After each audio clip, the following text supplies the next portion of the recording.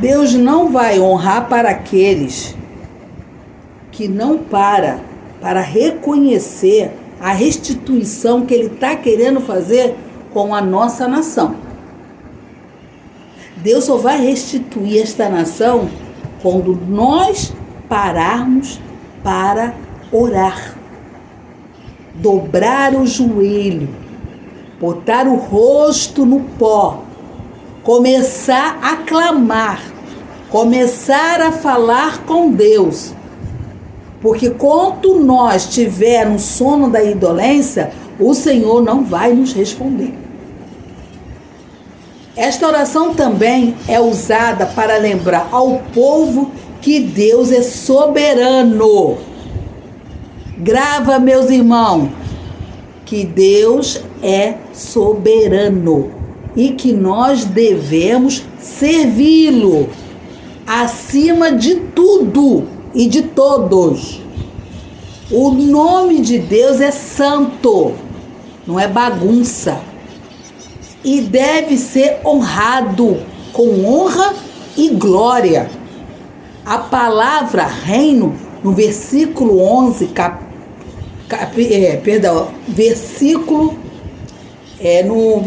capítulo 11, versículo 1, se refere ao reino de Deus.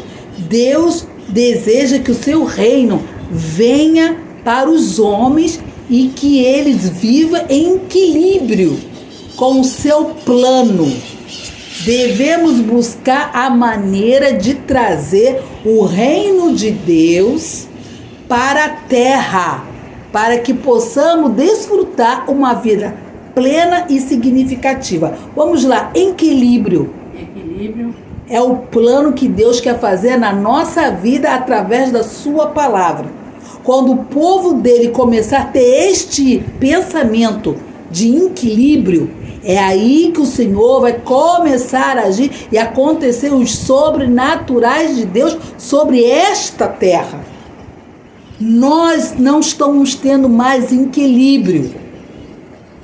A gente estamos falando o que pensamos, não estamos falando o que Deus quer que nós falamos.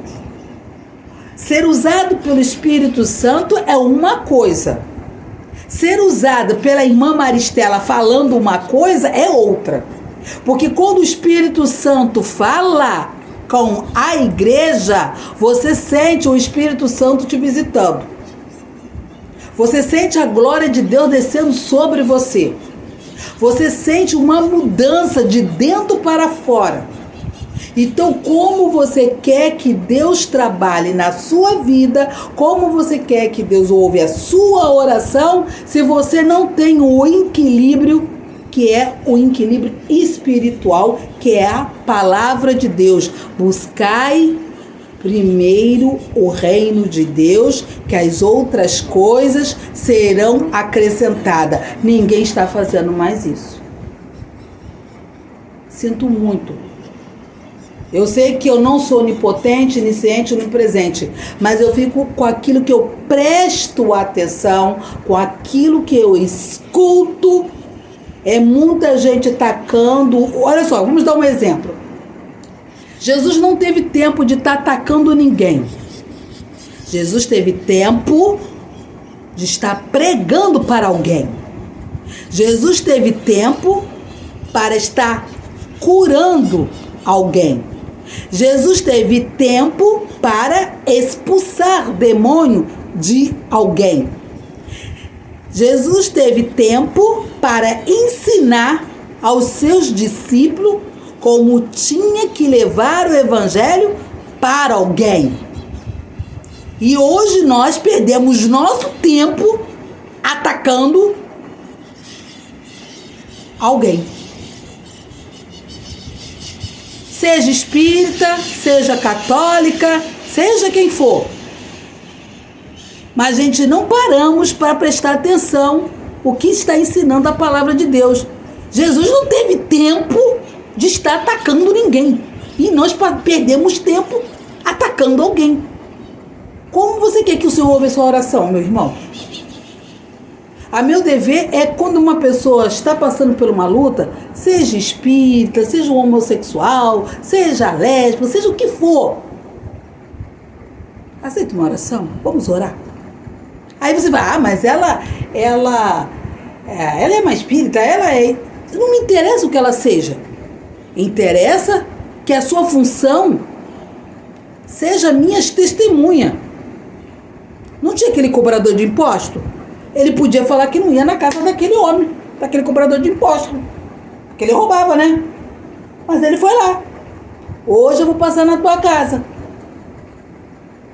É isso que o Senhor quer de nós. Não é você ficar escolhendo a dedo, como se estivesse catando arroz, tirando pedrinha, não. Vamos parar de hipocrisia. Jesus foi um homem simples. Se Jesus foi um homem simples, por que eu, Maristela, não posso ser simples?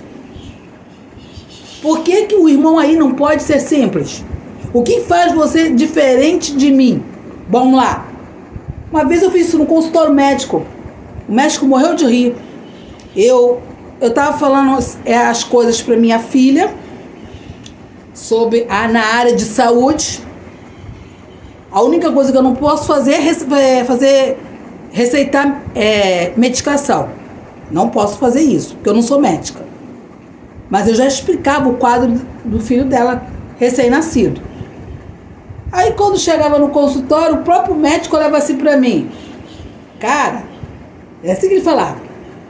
Caramba, tua mãe acabou de falar tudo que eu ia falar. Qual é a diferença, mãe? A diferença é que o seu papel é timbrado. E o seu? Papel higiênico. O seu diploma é timbrado. O meu diploma é papel higiênico. A única coisa que eu sei é que eu não posso fazer automedicação. Mas eu já falei qual é o quadro da criança. E por que ela não te ouve? Porque o meu não é timbrado. Aí quando a gente acha que tem um curso superior, eu sou melhor do que você. Porque eu fiz teologia. Eu fiz faculdade. Eu tenho um curso superior.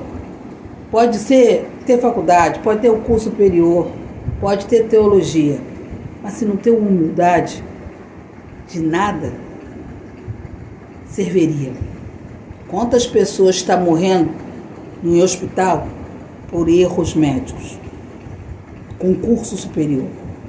Quantas pessoas estão sendo enganadas na igreja por não conhecer a palavra e não ler? Quantas pessoas estão sendo lesados por não conhecer os seus direitos? Sabe o que é isso? Falta de humildade. Então, irmão, pode ter teologia, pode ter curso superior, pode ser o que for. Mas se não tiver isso aqui, ó, isso aqui para mim é o principal. Eu acho muito bonito quem estuda teologia. Eu acho mais bonita ainda a simplicidade daquele pastor Rodrigo Silva. E tem um outro também que eu admiro muito, que eu esqueci o nome dele agora. Até para explicar a palavra de Deus, só falta ele virar o pardalzinho para botar na sua boquinha. Eu esqueci o nome agora desse pastor. Que eu gosto de ouvir ele. Ele detalha bem a palavra de Deus de uma tal maneira, tão bem mastigada, que, sinceramente, ainda não vi um pastor fazer isso. Para você compreender e, quando ler, conhecer muito bem o que você está lendo. Porque muitas vezes a gente pode ler a palavra, mas a gente tem que ler, orar primeiro, pedir direcionamento ao Espírito Santo para que você possa entender a palavra. Não é pegar a Bíblia e ler como se tivesse uma biblioteca e ler assim: que vos ouve a voz a mim, me ouve. E quem vos rejeita a voz a mim, me rejeita. E quem a mim me rejeita, rejeita aquele que me enviou. Entendeu alguma coisa? Nem eu. Porque não é assim que se lê a palavra. A palavra se lê pausadamente, com respeito, com reverência, porque ela foi inspirada pelo Espírito Santo. Não importa se o outro é ateu. Porque se ele não acredita, Deus também nem acredita nele. Ah, botou ele no mundo. Mas se Deus quiser tirar tudo que ele conheceu, Deus também tira. Sabe por quê? Se ele hoje tem um cargo e ele é bem grande, tá lá no alto, assim como ele chegou lá no alto, o Senhor tira e ele volta e fica lá embaixo. Ainda tentando contar nos dedos até chegar, se vai chegar até 3. Sabe por quê? Quem dá sabedoria é Deus, não é o homem. Se o homem acha que é ele que sabe tudo, não sabe nada. Porque se Deus tirar, acabou. Ele vai ficar só contando, se conseguir contar até 3. Então vamos aprender a ser mais humilde. Vamos reconhecer que precisamos saber orar também. Temos que saber também como a gente vê uma situação que está se levantando dentro da nossa casa e ter também ousadia e autoridade. Tem crente que tem medo de orar e com medo do diabo sair da parede. Bom, eu me lembro quando na minha adolescência ainda, quando uma pessoa foi lá em casa falar com a minha mãe, realmente caiu demoniado. Olha, isso eu não tenho vergonha de falar, não. Caiu na porta da minha sala. A minha mãe disse que nunca viu eu dar um salto tão alto que eu fui parar na casa de um diácono e falar, corre lá que tem uma pessoa demoniada, mas larguei minha mãe com o demônio lá dentro de casa. Não é para fazer isso, claro. Mas sabe o que é isso? Sem preparação, sem despreparo nenhum. Quando a gente não tem esses preparos, irmão, isso é mais sério. E eu achei interessante que hoje em dia o diabo não se manifesta muito não, hein? Tá na tecnologia. Não é tecnologia celular, não. Ele tá usando tecnologia. Antigamente o diabo chegava falando com voz grossa, se apresentando, não é isso? Mas tem hora, agora ele tá mudando as táticas dele. Ele tá chegando falando normalzinho. E eu lembro que um pastor falou uma coisa que eu nunca mais vou esquecer. Toma cuidado com o demônio que vai direto na mente, põe dúvida, e se você dá um vacilo, você cai. Isso já aconteceu isso no meu trabalho. Foi quando eu lembrei, bem na hora, isso aquele foi o Espírito Santo. Quando ele chega para colocar uma dúvida, é uma pessoa demoniada, natural, sem voz grossa, sem tacar a mão para trás, nem andando de 4, nem de cabeça, nem flutuando. Natural. Foi a minha primeira experiência, quando essa pessoa entrou no meu setor de trabalho. Eu lembrei, sangue de Jesus, mas a outra irmãzinha não conheceu. Eu explicando, a irmãzinha não conheceu. A irmãzinha estava totalmente desligada. Só entendeu quando eu falei assim, tá demoniada. Aí ela entendeu. Ué, mas é desse jeito? Misericórdia. Igreja, acorda, terra. Quando orares, reconheça o reino, a glória de Deus na sua vida. Conhece quem que santifica o teu nome, é o Pai que está no céu. Se não sabe orar, começa a pedir a Deus para te ensinar a orar. Começa a falar com Deus. Não deixa o inimigo conhecer as tuas fraquezas na oração, não. A oração tem poder para libertar, a oração tem poder para curar. A oração tem poder para fazer grandes manifestos na nossa vida. A nossa oração tem poder para chegar como um relâmpago na glória de Deus ao seu socorro. Mas se você é uma pessoa que só vai para a igreja, eu não quero orar não, que eu tenho vergonha, não sei falar essas palavras bonitas. Não é palavras bonitas. Seja você mesmo. Porque quando você vai no consultório, você não tem que falar para o médico que está sentindo? Assim é você com Deus.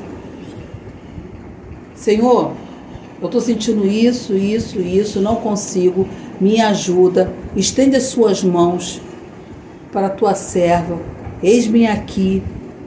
Eu não sei que direção tomar, estou numa batalha, me dá um suporte, me dá um socorro, me ajuda.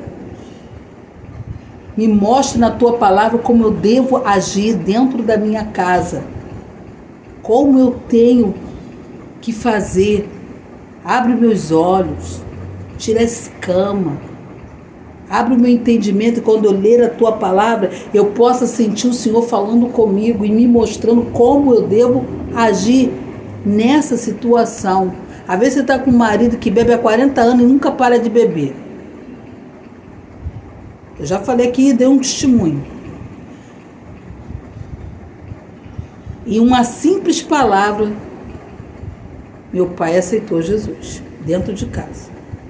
E a minha mãe, conhecendo a palavra, já estava aprendendo, ela orava, tá? Ela já estava aprendendo toda essa paciência com meu pai.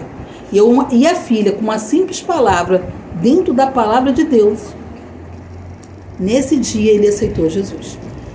Ele só perguntou, está mandando seu pai para o inferno? Não, eu não estou mandando ninguém para o inferno, não precisa, o senhor já assinou o seu contrato. Um vacilo, ele só te puxa, só isso. Eu só sei que o meu nome está no livro da vida. Da minha mãe também, da minha avó também. E o seu está onde? No livro da morte. Porque são pessoas que andam na terra morta de espírito. Ela pode fazer todos os sacrifícios do mundo. Mas quando você tiver tete a tete, ali, pergunta, eu fiz isso no trabalho, aonde está teu nome? Pergunta qual é o nome que Deus colocou sobre o teu nome. Vocês vão responder. Então, vamos se aproximar mais, vamos se unir mais, vamos falar uma só voz, vamos clamar uma só voz ao soberano Deus Todo-Poderoso, Criador dos céus e da terra, para que o reino do Deus da glória venha descer neste país. Porque quando o seu povo começar a entender que há uma só voz e uma só nação clamando, vocês vão ver o sobrenatural de Deus dentro deste país. O que está faltando é união, amor, respeito e ousadia. Não adianta a gente ir para a igreja aos domingos se não ter o principal: união. Ama o teu irmão, ama o teu próximo. Aprenda a olhar para o ímpio com os olhos de Cristo. Não fica julgando a pessoa pela maneira que se veste, pela maneira que se anda. Nós não somos juiz. E quando eu estou julgando, eu estou pecando. Então, nós não devemos estar julgando ninguém, porque o nosso telhado também é de vidro. Se não sabe orar, fala com Deus. Esse pediu ajuda. E você está pedindo ajuda a quem? Então, meus irmãos, para não ficar muito longo, esse versículo eu quero deixar aqui. Que você lembre o reino de Deus na sua vida. É o mais importante do que tudo. O que o homem possa alcançar, tá? O homem não alcança nada sem a permissão de Deus. Ele nos ensina que devemos procurar Deus acima de tudo e de todos e colocá-lo como maior prioridade em nossa vida, tá? Esse versículo também nos ensina que para obtermos a verdadeira felicidade, devemos buscar o reino de Deus acima de tudo e procurá-lo com todo o nosso coração. Além disso, a oração de Jesus neste versículo é para lembrar que devemos colocar o reino de Deus acima de qualquer outra prioridade. Ele nos ensina que devemos buscar o reino de Deus acima de todas as coisas e buscar os seus planos e o seu propósito em tudo o que fazemos.